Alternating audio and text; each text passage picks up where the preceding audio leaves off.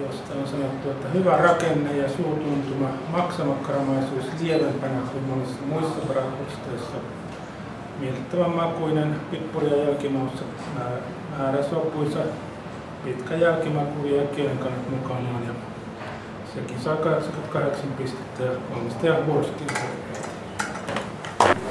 Kiitos.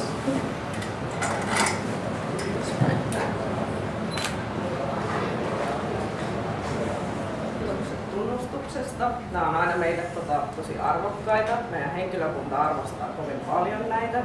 Että on yhtä niin kuin heille tunnustus kuin sit tuotteen kehittelijöillekin. Että käsityönä kun makkarat hyvin pitkälti tehdään, niin se on sinne tekijäpuolelle iso merkitys, että tämmöisiä tunnustuksia tulee.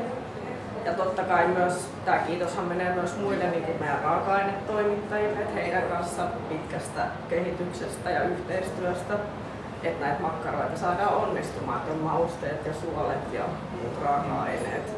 Ja toki tästä menee myös iso kiitos Keskolle K-ryhmälle, että heidän kanssa pitkäjänteisesti ollaan yhteistyössä myös kehitetty näitä. Ja kaupan puoli on tärkeä siinä kehitystyössä, että heidän näkemystä kuullaan ja saadaan niin kuin sitä asiakkaiden toiveita ja kuluttajan toiveita. Että loppukädessähän se kuluttaja näitä sitten ostaa, niin se on iso kiitos siitä.